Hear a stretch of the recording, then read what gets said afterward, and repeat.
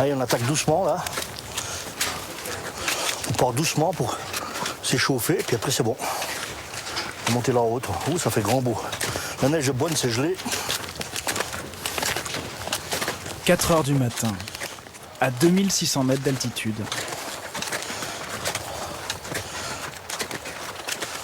Essayez de poser le pied avec grâce et légèreté. Oh, pas comme des bourrins.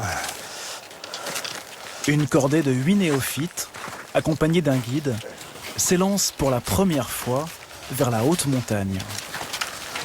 Après, il y a le soleil qui va arriver, on aura plus chaud. Là, c'est vrai que ça fait froid. Ça va? Tout le monde a la forme? Bon, là, on arrive au jour, on va bientôt éteindre la lampe. En fait, on est parti de nuit. C'est pour s'habituer à marcher avec les lampes, parce qu'au Mont Blanc, on part de nuit. Et la neige est dure. Parce que si on part plus tard, après la neige est molle, c'est pas agréable.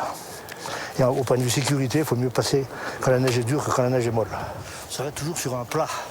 Ils sont employés, psychologues, chefs d'entreprise.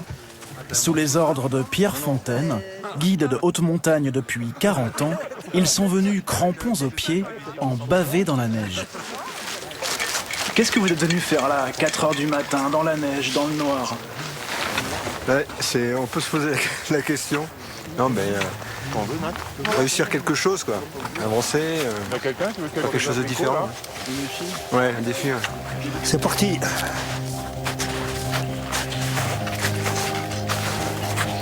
Trois heures d'ascension par moins 5 degrés. Là, tu te tiens dans les rochers. C'est bon. Encordés les uns aux autres. Souffle bien. Tu souffles à chaque pas. C'est physique quand même. Sur un terrain où l'erreur ne pardonne pas.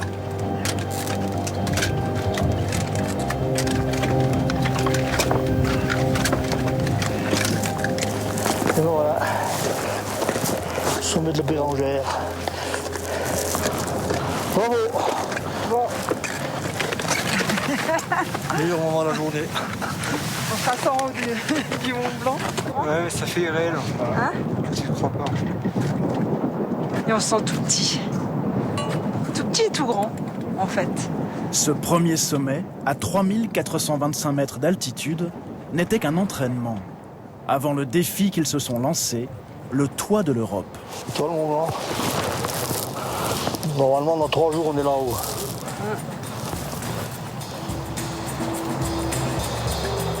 Le Mont Blanc, 4808 mètres.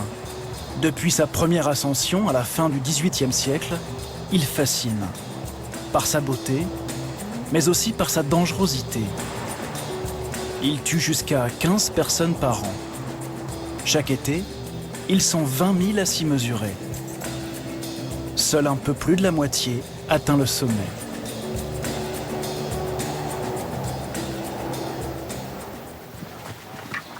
Pour le groupe emmené par Pierre, l'ascension débute à 600 mètres d'altitude, à Saint-Gervais.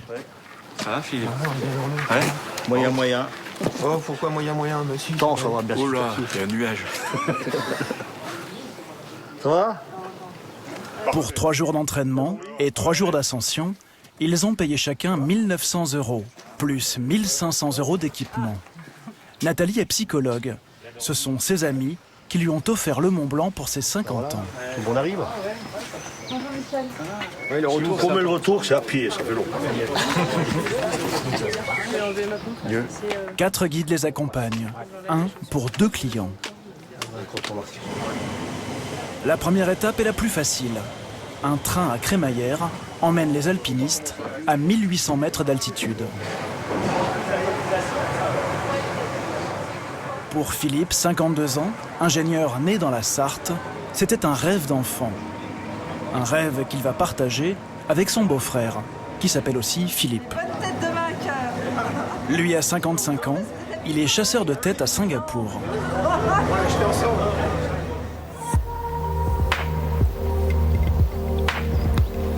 Ils vont emprunter ce qu'on appelle la voie royale. Ouais. Le chemin des Arandelis. L'itinéraire le moins technique, mais le plus fréquenté. Il pleut, on va remettre la veste. Jusqu'à 350 personnes par jour. Comme n'importe quel sentier de France, on y accède gratuitement et l'accompagnement d'un guide n'est pas obligatoire. Mais désormais, ne montent que ceux qui ont une réservation en refuge. Voilà. Merci. Donc toi Pierre, tu montes, tu vas coucher à tes trousses ce soir? Ouais, tes trousses. 8 clients, la liste. Christophe est l'un des 3 guides de haute montagne payés par la mairie de Saint-Gervais pour effectuer ces contrôles. Il y a eu beaucoup trop d'abus, on a dépassé vraiment le... Ça devenait n'importe quoi. Il y a eu des agressions l'été dernier, des guides se sont fait agresser, des gardiens de refuge se sont fait agresser aussi. Des accidents, j'en ai vu pas mal. J'ai vu beaucoup de bêtises aussi dans cette montagne. J'ai vu des gosses qui se promenaient au Dôme du Goûter, qui avaient 9 ans, que le père avait laissé tout seul, alors qu'il avait continué au Mont Blanc et que son fils il repartait tout seul sur la trace. J'ai vu des aberrations qui sont innommables. Ceux qui seront surpris à camper sauvagement sur le Mont Blanc encourent désormais jusqu'à 300 000 € d'amende et 2 ans d'emprisonnement. Un système qui permet de réguler le flux, mais qui ne peut rien contre l'inconséquence de certains alpinistes. Bien monté, bien. Avant le mauvais temps. Ces nuages qui montent de la vallée inquiètent Pierre. À plus de 3000 mètres d'altitude, la température peut en un quart d'heure passer de plus 15 à moins 15 degrés. Et les orages ici sont meurtriers. C'est un Allemand, il montait à un moment orageux, il s'est fait foudroyer ici. Ils ont mis une croix. En fait, plus tu montes, les orages sont plus violents. En plus, là, on est sur une arête, toi. Ça fait comme un paratonnerre, toi, on est sur une crête. Après 4 heures de marche, le groupe arrive au refuge, où il passera la nuit. Ah, tête rousse. L'un des 3 refuges de la voie royale, à 3167 mètres d'altitude.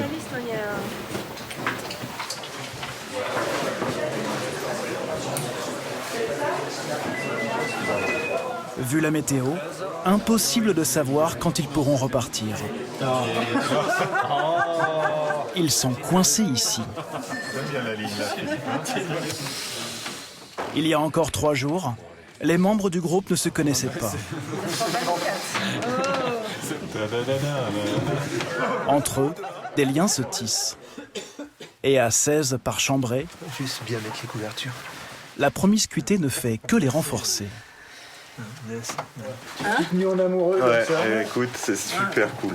Moi je suis à côté. On va se calmer. Pas d'électricité et à peine 10 degrés. C'est froid.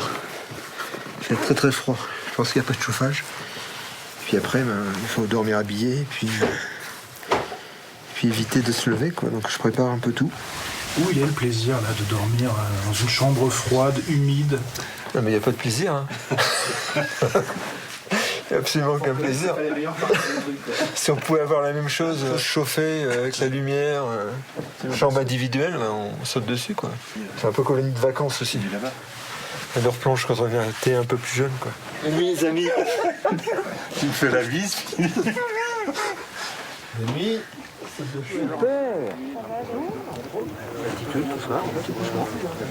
Pierre voulait attaquer le sommet aujourd'hui, mais il y a un contretemps.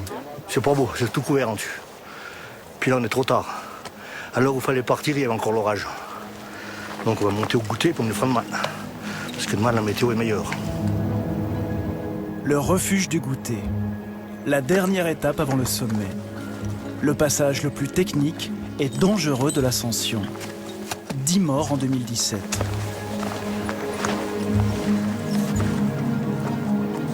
Encordés par 3, un guide et 2 clients, ils vont devoir franchir ce couloir. Un passage de 50 mètres, accroché à une pente vertigineuse. Plaqué à la paroi. Là, vous regardez vos pieds, je m'occupe du reste. Tac. Ça peut couler de la neige, des avalanches, tomber des pierres. Donc, si des fois on se fait attraper, il y a le câble qui nous retient. Voilà. Là, ça va, c'est pas trop... Par contre, Après, quand le soleil va taper, la neige va ramollir et ça va commencer à couler. Comme ça fait C'est chaud. au cœur de l'été, quand la neige a disparu, que les accidents sont les plus fréquents. Malgré le danger, beaucoup s'aventurent ici alors qu'ils n'ont pas le niveau technique et pas la condition physique. Comme cette jeune femme qui descend avec les moyens du bord. Virus. Regarde le travail. C'est une nouvelle technique. Tomber sur le cul, mort sur le cou. Attention. Pourquoi vous descendez sur les fesses comme ça? Pas question que je descende ça à pied.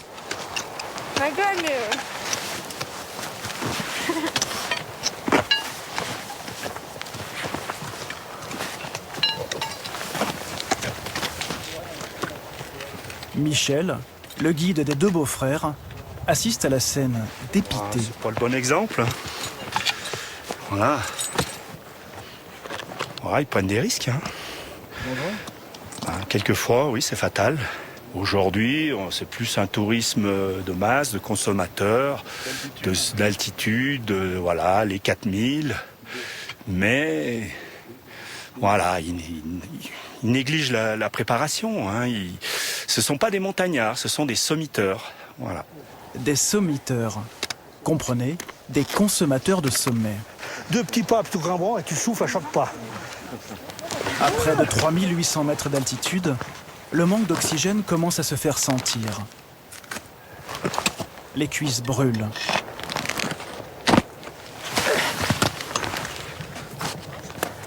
Et le souffle est de plus en plus court.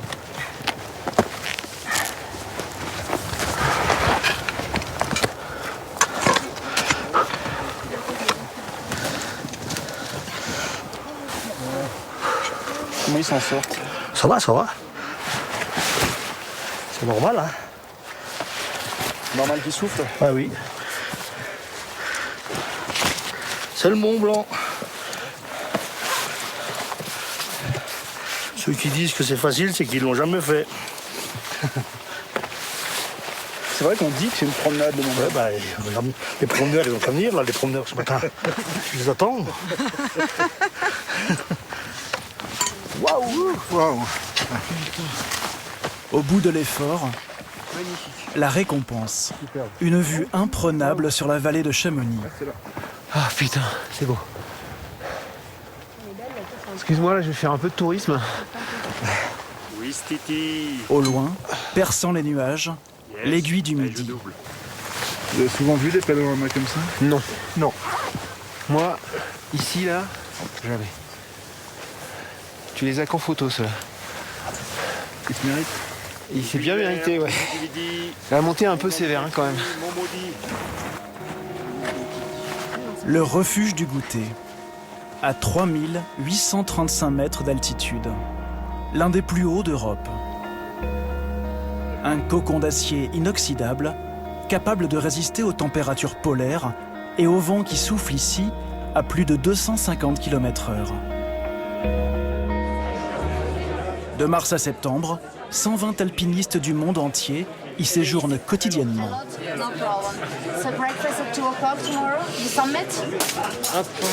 Antoine Ratin est le gérant du refuge.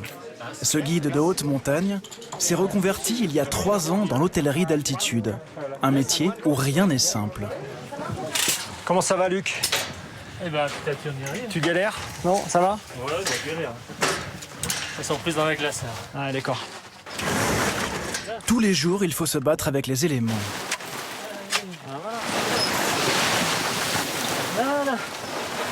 Là, comme il a neigé il y a 2 jours, bah, ça nous a tout gelé, tout glacé. Et demain, l'hélicoptère arrive, donc il faut qu'on prépare tout. Nourriture, matériel, tout est acheminé par hélicoptère. Yep. Voilà. Puis j'ai mis un petit scotch. Le refuge fonctionne en autonomie. L'électricité est produite par des panneaux solaires et un groupe électrogène. Alors, au niveau des Au cœur d'une réserve naturelle, rien ne peut être rejeté dans la montagne. on est à peu près à ce niveau-là. C'est derrière ce hublot qu'arrivent les canalisations des toilettes. Une machine utilisée d'habitude dans les sous-marins. Seul souci, elle n'est pas conçue pour une telle altitude. Du coup, une odeur douteuse embaume régulièrement le refuge. Allez, si tu veux regarder la production. Et pour pallier l'absence d'eau courante, C'est un peu tendu là. Hein. Donc, ça coule, c'est déjà pas mal. C'est-à-dire que sur les 24 mètres cubes de réserve, on a à peine 6 mètres cubes. Hein. ils utilisent un fondoir encastré dans le glacier. C'est une plaque qu'on chauffe par-dessous en utilisant la chaleur du moteur, principalement la chaleur des panneaux thermiques. Donc ça va faire chauffer la plaque, donc fondre la neige qui est dessus. Et puis comme la plaque elle est inclinée de 2%, à la fois cette eau elle coule, et puis elle arrive par les tuyaux qui sont au-dessus, et puis tout doucement par gravité dans les cuves. En cuisine, les plongeurs doivent s'adapter. Tu fais un côté avec de l'eau, puis tu fais l'autre côté avec la même eau. À la rareté de l'eau, hein. Faut faire gaffe. Faut l'économiser un peu, quoi. En salle, tout se paye au prix fort. 7 € la bouteille d'1,5 litre d'eau, 11 € la part de quiche, 114 € la nuit avec dîner et petit déjeuner. Pierre paye quand même sa tournée. Il a une bonne nouvelle à annoncer à ses collègues guides. Félicitations. Après plus de 40 ans d'une vie de célibat, Pierre s'installe enfin en couple. Toi, j'avais toujours dit, il ne faut jamais s'attacher sauf en montagne, mais tu vois. Ouais, finalement. Tu les vois un peu là au début. Pas évident de bâtir une famille quand, pendant 4 mois de l'année, on passe plus de temps en refuge qu'auprès des siens. Non, c'était pour la santé, alors. Payés entre 250 et 300 € brut la journée, les guides sont travailleurs indépendants et pour la plupart d'entre eux, exercent hors saison une activité secondaire. Pas d'âge légal de départ à la retraite, ils travaillent tant que leurs jambes et leur passion les portent.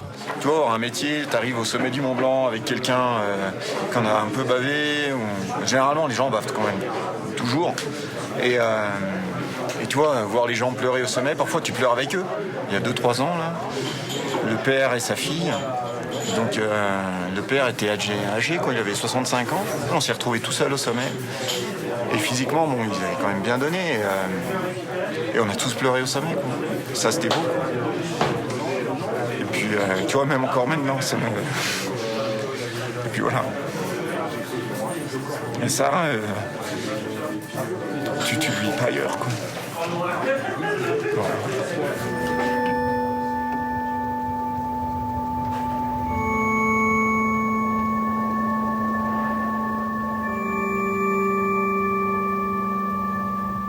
Cette émotion au sommet se mérite. 2 heures du matin. L'assaut final, c'est maintenant.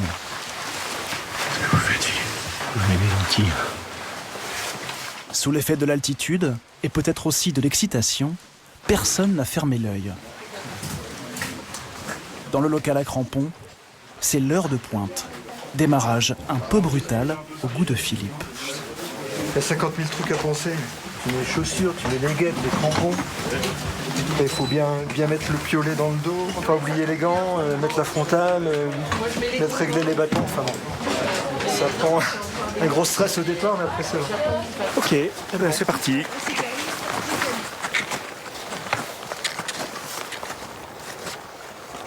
Allez, go. Ça va aller? Bon, on te dira tout à l'heure. Avec pour seule préparation 6 mois de footing intensif, il s'élance pour les derniers 1000 mètres d'ascension. Les plus difficiles.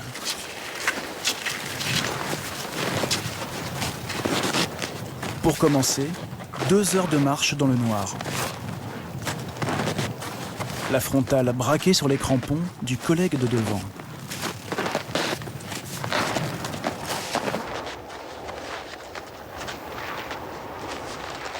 C'est long, monotone, ça tape un peu dans les jambes, le souffle ça va. Le souffle froid qu'on prend au pied, mais ça va. C'est maintenant, passé le refuge Vallot à 4362 mètres, qu'il va falloir du souffle. Comme des fourmis perdues dans l'hiver, les alpinistes s'accrochent.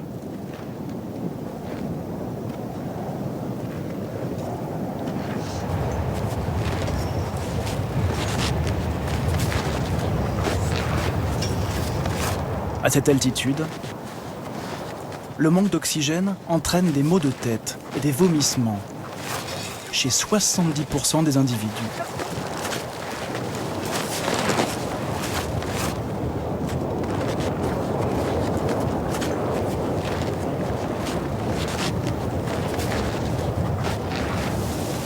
Le vent est si fort qu'il peut déstabiliser une cordée.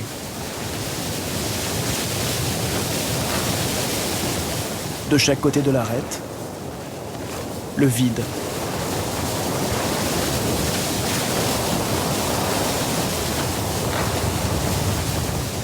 Il fait moins 15 degrés.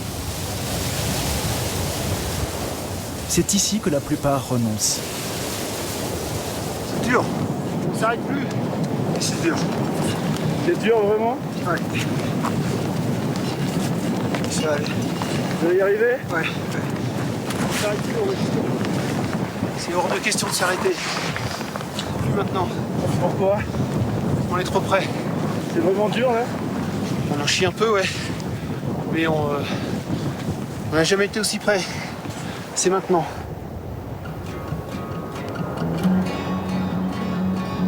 Le toit de l'Europe est en vue. Après 4 heures de marche. Comme le veut la tradition, Pierre offre le sommet à ses clients. Il les laisse arriver en tête de cordée. Ah, merci Pierre. Merci Pierre.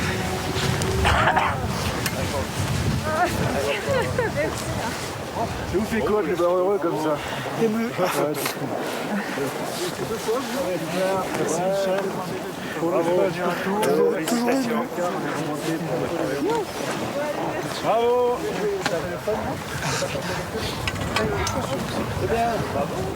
Ah, c'est un grand moment. À qui vous pensez là? À ma femme, mes enfants. Pourquoi? Voilà. C'est un peu dur.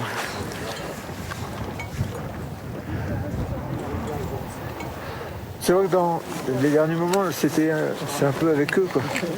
C'est dur, ça. Parce que c'est dur? Ouais, c'est très dur. Ah, c'est pas pour toi. On ne part pas au Mont Blanc, on le tente. Ce jour-là, tous ont réussi. Cool. C'est bon? Super. Génial. Merci. Merci. Il ne leur reste plus qu'à redescendre. Encore 7 heures de marche.